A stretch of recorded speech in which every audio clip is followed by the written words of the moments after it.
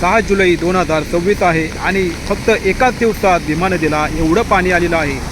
आपण पाहू शकता की चांडोली, वडगाव, धोंदे, कडूत ह्या भागातील जेवढे ओढे नाले असतील त्यांच्यामार्फत भीमा नदीला पुरात पाणी आलेलं आहे।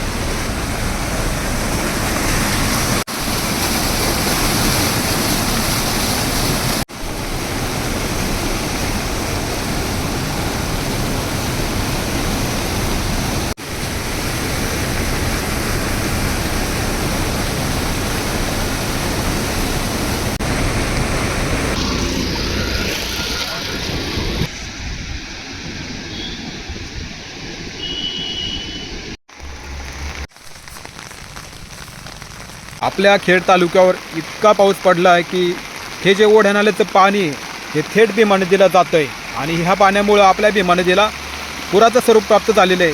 7 कमान डॅम भरलेला नसताना सुद्धा भीमा नदीला पुराचं स्वरूप प्राप्त झालेलं आहे। थोड्याच वेळात तुम्हाला दाखवतो। हे पहा भीमा नदीचं पाणी किती प्रमाणात वाढलं आहे। फक्त एका दिवसात ह्या नदीला पूर आलेला आहे आणि खूप पाऊस आहे, दिवसभर पाऊस आहे, रात्रभर पाऊस होता 5 तारखेला आणि 6 तारखेला पूर्ण दिवसभर पाणी आहे। पुराची ताकद काय असते, एका दिवसात नदीला पाणी आले पुराचं, ते सुद्धा 7 कमान धरणातून पाणी न सोडता। आपल्या राजगुरुनगर परिसरात जी गावं आहेत त्या गावातील ओढ्या नाल्यांना जे पाणी आले त्या नाल्यांचे फोटो व्हिडिओ मला तुम्ही व्हॉट्सअपवर पाठवू शकता, जेणेकरून मी ते पोस्ट करेल, कारण प्रत्येक ठिकाणी जाणं मला शक्य नाही। दुपारचे 12 वाजलेले आहेत आणि आज आपल्या पुणे जिल्ह्यातील सगळ्या शाळांना सुट्टी दिलेली आहे, कारण आज आपल्या इथं अतिवृष्टीचा इशारा होता आणि ते खरंच झालेले खूप अतिवृष्टी येणं होत आहे। तुम्ही पाहू शकता मध्ये मध्ये ढग वाजतात आणि ढग वाजल्यानंतर पाणी खूप पडते आकाशातून।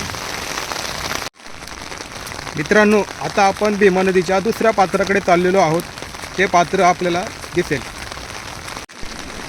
या छोट्याशा ओढ्याचं पाणी आपण आता पाहूया की त्याला किती पाणी आलेलं आहे। फक्त एका दिवसात, एका रात्री जो पाऊस झाला आणि सकाळी जो पाऊस झाला तेवढ्याशा पावसाने या ओढ्याला पाणी आलेलं आहे।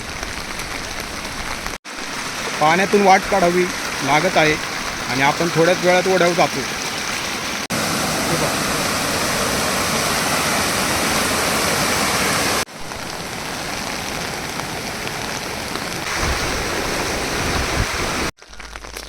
डोंगराच्या खालची शेती आहे आणि त्या ठिकाणी सुद्धा काही ठिकाणी पाणी साचलेलं आहे। कुठल्याही धरणातून पाणी न सोडता नदीला पूर येण्याची घटना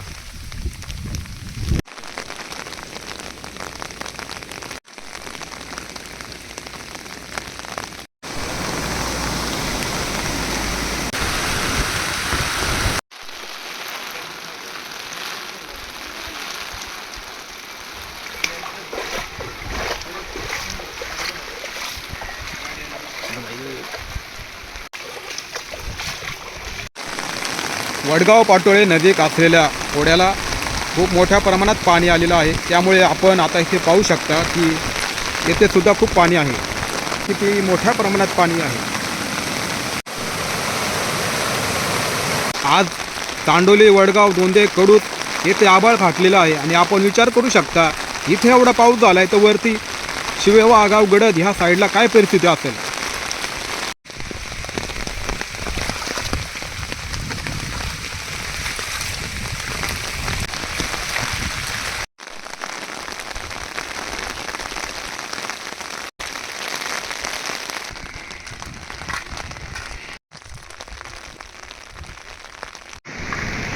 दोंदेगाव, तालुका खेड, जिल्हा पुणे ह्या ठिकाणी नेहमीप्रमाणे ह्या ओढ्याला पाणी येत असतं आणि आपण पहा या ओढ्याला किती पाणी आले।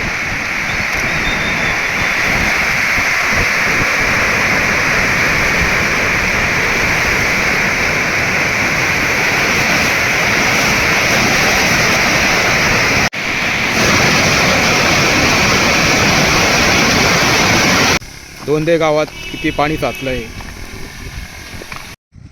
आपण आता वारनेस तळात आलेलो आहोत आणि आपण हे घर लक्षात ठेवायचं आणि ही जी वाट जाती कच्ची त्या वाटेने गेलो आपल्याला कुमंडला नदी लागते।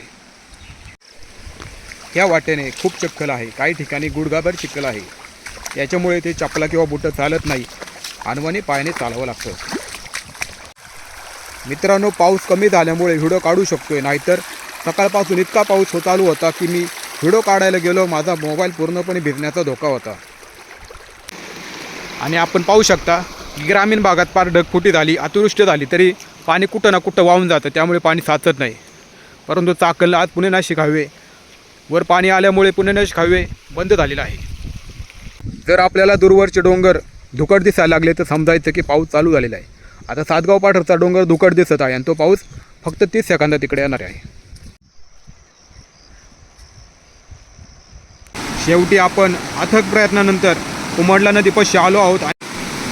मित्रांनो, हे जे तुम्ही पाहत आहात हे ओढा नाही आहे, ही एक नदी आहे आणि ही नदी कुंडेश्वर डोंगरातून उगम पावते.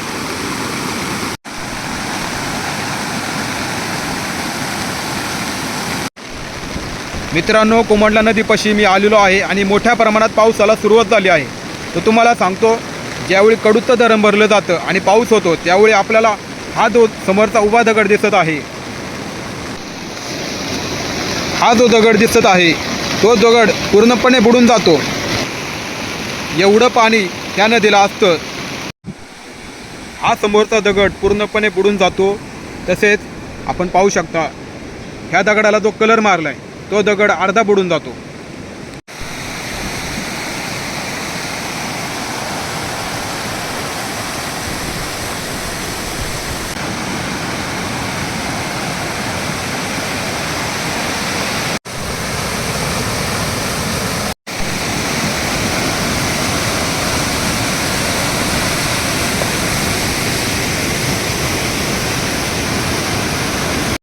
महाराष्ट्र राज्यातील सर्वात लहान नदी कुमंडला नदी तालुका खेड जिल्हा पुणे कुंडेश्वर या डोंगरातून उगम पावते आणि ती दोंदे येथे भीमा नदीला जाऊन मिळते.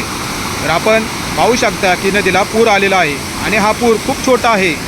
तुम्हाला सांगतो, हा पूर अतिशय छोटा आहे. याला पूर आला तर हे दगडे इथे पाणी टच होऊन जातं, एवढं पाणी असतं. आपण आता पाणी पाहूया.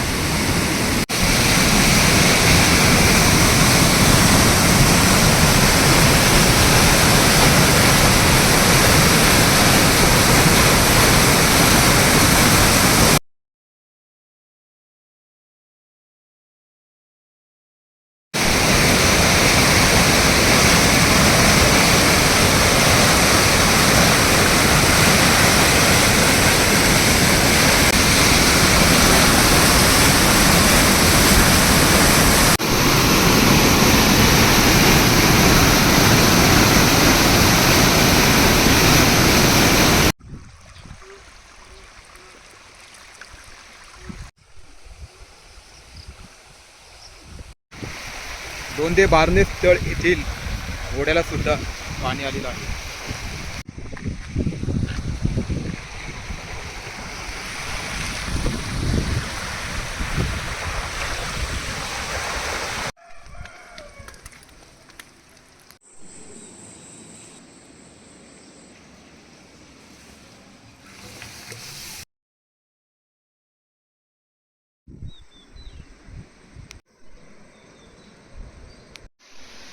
आपण सध्या पाण्याच्या टाकीवर आहोत आणि येथून आपल्याला नदीचा अतिशय चांगला व्ह्यू भेटतो, त्यामुळे आपण तिथे जाणार आहोत.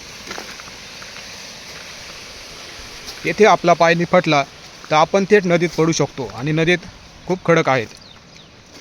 हे पहा, ह्यावेळी टापे पूर्ण काढल्यामुळे नदी खोल नाही येईल. इतर वेळी नदी इथपर्यंत असते, इथं जो कलर लागलेला आहे तोपर्यंत. आता आपल्याला त्या बंदरावर जायचं आहे आणि पाहायचं आहे की पाणी किती आहे.